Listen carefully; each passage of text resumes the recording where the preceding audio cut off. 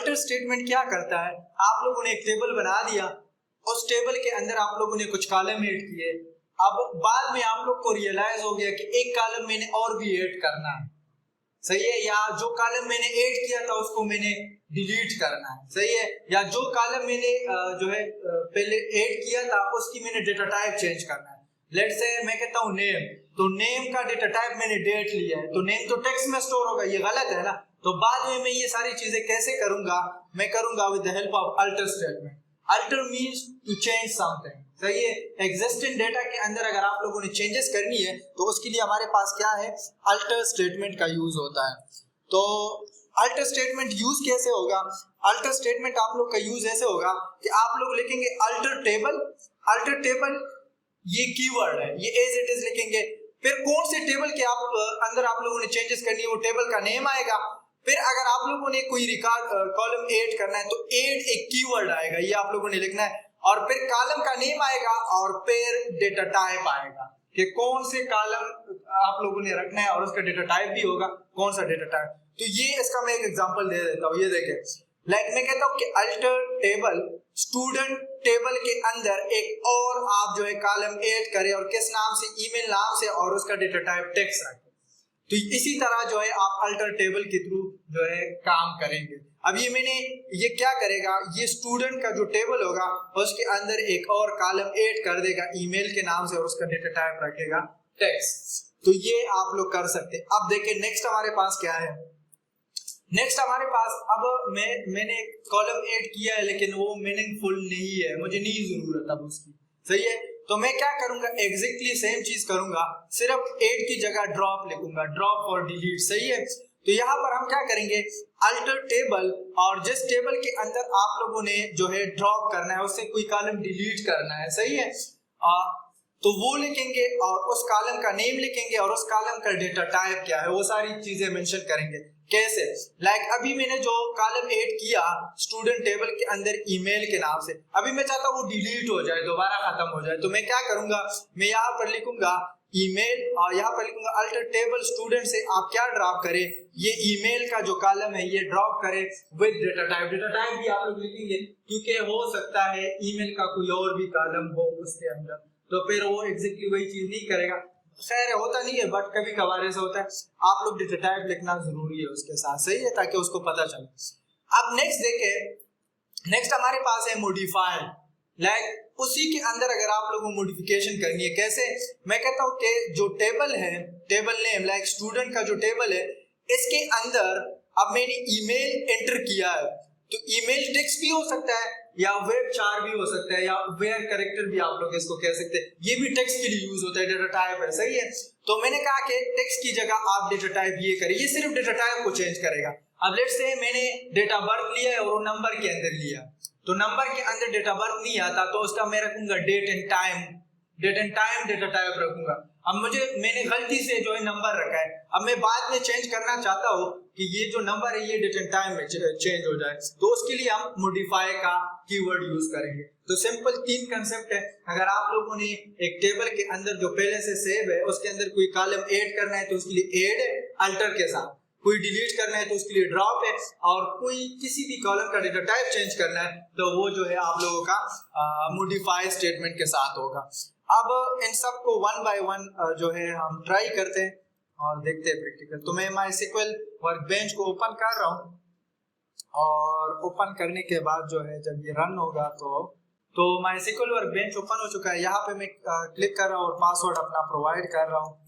Password provide करने के बाद एंटर कर रहा हूँ, देन ये मेरा जो डेटाबेस है ये ओपन हो चुका है।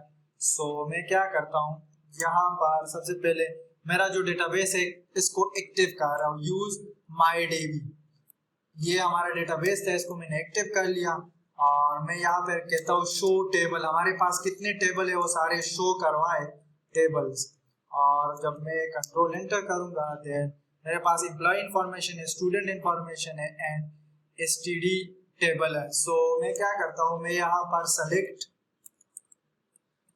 कर रहा हूँ asterisk for all from which table, from employee information table।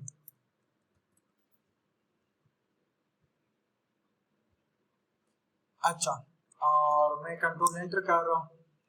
अब देखिए आप लोगों की ये आ गई। इसमें कौन कौन से कॉलम है मेरे पास है? EID, E-name, address, salary, bonus and total.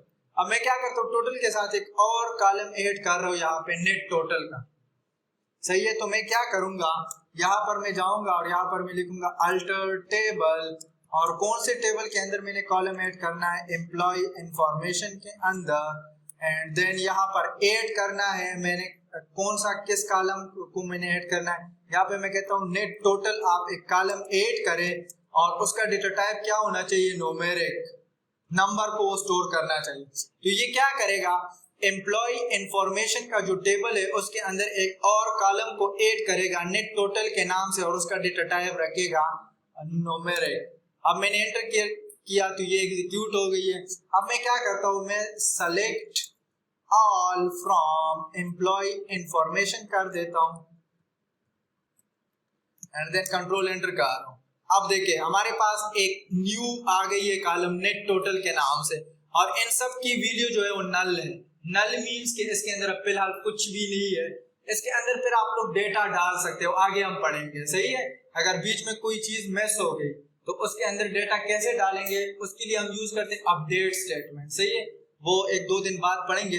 अभी फिलहाल इसी को हम फोकस कर रहे हैं। अब देखिए इसने कॉलम को ऐड कर दिया विद द हेल्प ऑफ कौन से स्टेटमेंट के थ्रू? ये स्टेटमेंट मैं फिर दिखा रहा हूँ। मैंने कहा एम्प्लॉय इंफॉर्मेशन नेट टोटल की कॉलम को ऐड करें न्यूमेरिक डेटा टाइप के साथ, और ये कौन से एम्प्लॉय इंफॉर्मेशन के अंदर। अब मैं अगर यहाँ पे आ जाऊँ और यहाँ पर लिखूँ डिस्क डिस्क्रिप्शन ऑफ टेबल, कौन सी टेबल का डिस्क्रिप्शन मुझे चाहिए? एम्प्लॉय इंफॉर्मेशन का। एंटर कर दूंगा। अब वो मुझे कह रहा है कि आपके टेबल के अंदर ये कॉलम है और लास्ट कॉलम अगर आप लोग देखें तो ये डेसिमल फॉर्म है, मतलब न्यूमेरिकल फॉर्म में है। सही है, तो ये ऐड हो चुकी है, इधर से भी नजर आ रहा है और टेबल से भी मैंने दिखा दिया। सही है, अब मैं क्या करता हूँ, मैं उसको कहता हूँ कि अल्टर टेबल, कौन से टेबल के अंदर अल्टर करे आप, चेंज करे? मैं कहता हूँ एम्प्लॉय इंफॉर्मेशन के अंदर चेंज करे, एंड देन जो अभी हमने कॉलम वो किया है तो उसको ड्रॉप करे, और उसका नाम था नेट टोटल, और नेट टोटल डेटा टाइप भी लिखेंगे तो न्यूमेरिक। अब मैंने क्या कहा इसको, ये देखिए एक्चुअली मैंने इसको कहा है कि आप क्या करें, एम्प्लॉय इंफॉर्मेशन के अंदर जाए, उसमें आप नेट टोटल का कोई कॉलम आपको मिलेगा वो उठाए, उसका डेटा टाइप न्यूमेरिक है, एंड देन आप क्या करें, उसको ड्रॉप करें। सही है, सो ये न्यूमेरिक का क्यों मसला आ रहा है, एरर आ रहा है नीचे।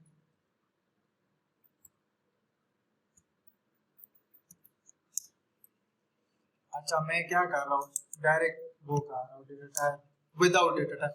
अच्छा, जो इससे पहले वर्जन था MySQL जो कमांड लाइन इंटरफेस है। सही है, जो ब्लैक स्क्रीन मैंने आप लोग को दिखाया था, अगर आप लोग को याद हो, मैं इधर दिखा देता हूँ, ये वाला।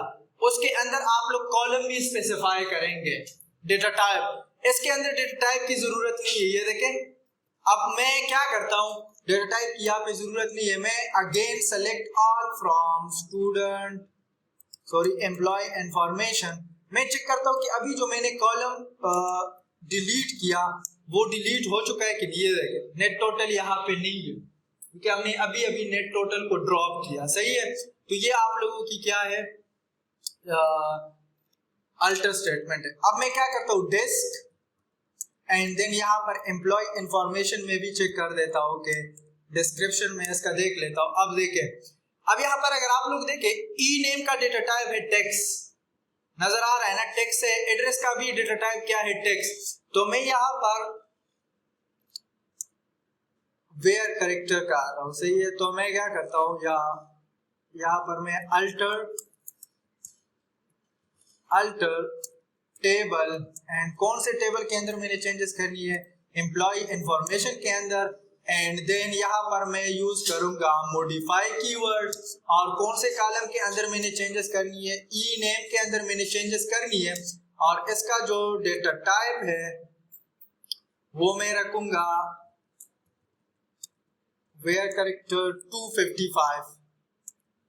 अब देखिए असल में क्या करेगा, सिर्फ डेटा टाइप को चेंज करेगा, ये हम किस लिए यूज करते हैं, मैंने पहले भी बताया कि अगर आप लोगों ने कोई कॉलम लिया है, अब let's say date of birth है, वो नंबर फॉर्म में, तो नंबर फॉर्म में तो स्टोर नहीं करता, उसके लिए डेट एंड टाइम है। तो अगर आप किसी कॉलम का डेटा टाइप चेंज करना चाहते हैं, डेटा टाइप से हमें क्या पता चल जाता है कि इस कॉलम के अंदर कौन सा डेटा स्टोर होगा। अब देखिए टोटल के अंदर मैंने नंबर लिया है क्योंकि उसके अंदर आप टेक्स्ट का कोई यूज ही नहीं है, सही है, नंबर ही आप लोग लेंगे। अब टोटल या सैलरी, तो सैलरी का अमाउंट होगा वो नंबर होगा, सही है, तो ये हमें बताता है। एंटर कर रहा हूं, अब देखें मैं सेलेक्ट कर रहा हूं या डिस्क्रिप्शन कर रहा हूं, डिस टेबल, और कौन सा table, employ information, and enter कर रहा हूं,